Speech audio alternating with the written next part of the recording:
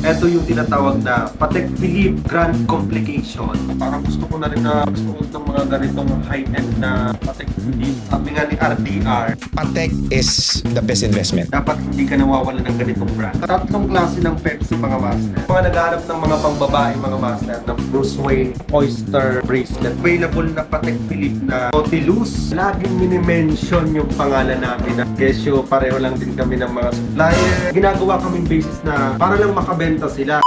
Master Choi.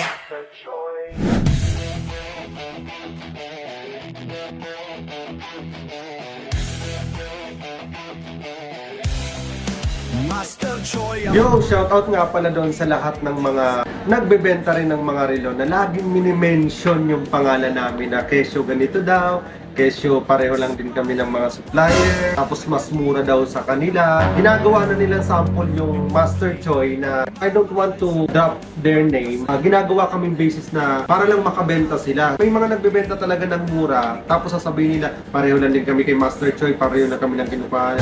Ako sabihin ko na sa inyo, lahat ng mga nakakausap nyo na mababa ang bentahan, mostly a supplier niyan, dyan lang sa Divisoria eh. Sorry to mention ha, marami kasi mga client ang nagsisend sa akin ng mga conversation nila doon sa ibang dealer or seller ng mga relo. Ang supplier ko talaga, direct sa factory. Lahat ng nakikita nyo mga relo dito, China lahat ang paggawaan nun. Pero hindi lahat ng factory pare-pareho.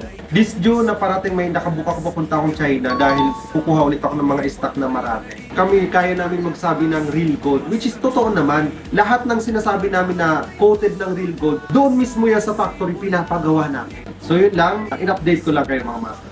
Yo, panibagong araw, panibagong relo mga master.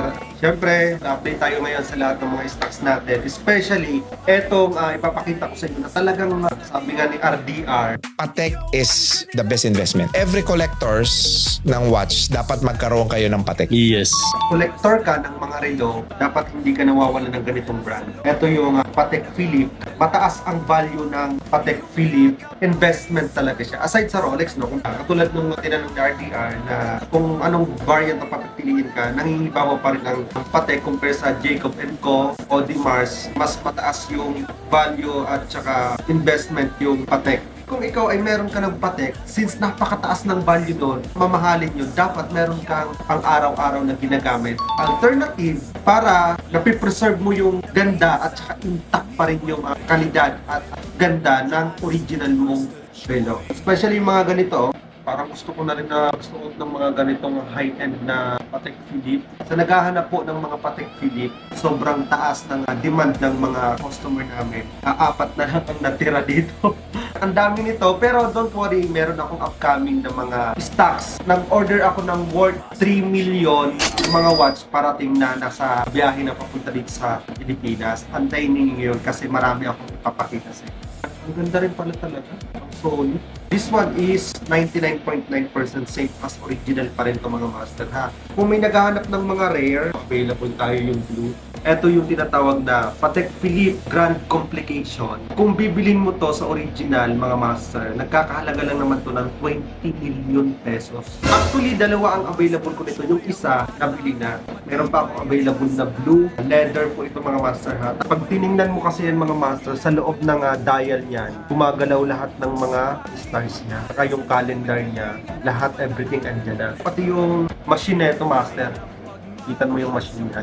Solid yan. Meron tayong available na black rubber, brown rubber, and blue rubber strap. Kung talagang gusto mo talaga ng pangmalakasan, try our Patek. Talagang pang big time talaga. Oy, meron din pala tayo dito mga available na Patek Philippe na Nautilus. Meron tayong black dial, tapos green dial, and white dial with moon face. Ito na lang yung mga available ko. Paunahan na lang itong mga master. Ang gaganda na ito, solid. Sa mga naghahanap ng mga pangbabae mga master, meron akong available para sa inyo. Pero sa office meron pa ako doon. Pero ipapakita ko lang itong 5 available natin. Meron tayong blue dial. Ito yung 36mm with stone. Tapos meron tayong black dial with stone din yan. And meron tayong white dial with stone din. Ito naman is 31mm and two-tone na yellow gold with stone, mother of pearl din yan. This one is mother of pearl din. Ito naman yung green dial natin. Napakaganda nito. Sa mga naghahanap ng mga followers namin na babae dyan at dun sa mga mister na naghahanap ng pangregalo dun sa kanilang mga asawa, eto, 99.9% same as original, napakaganda nito. Meron akong tinatago dito na ipapakita sa inyo, napakaganda. Actually, gusto ko sana itong gamitin personal, pero ipapakita ko sa inyo, malay mo magustuhan. Bruce Wayne na oyster. Meron din akong available na Bruce Wayne oyster bracelet natin. Ang ganda, solid. Napakaganda ng Bruce Wayne oyster bracelet. Siyempre, meron akong available ngayon ng mga Pepsi. Kung naghanap ka ng Pepsi na pangmalakasan, meron akong ipapakita sa inyo iba't ibang klase ng Pepsi. Meron tayo dito tatlong klase ng Pepsi, mga master. Ang gaganda nito. Unahin ko sa iyo itong Pepsi na Jubilee Strap. Ito yung karaniwang hinahanap na Pepsi, no? Jubilee Strap. And mayroon ako dito Pepsi na oyster ang bracelet and blue dial. Ang ganda nito, master. And meron tayong available na white gold oyster bracelet Pepsi. Parang bagay talaga to sa akin. Ganda ng feeling, oh.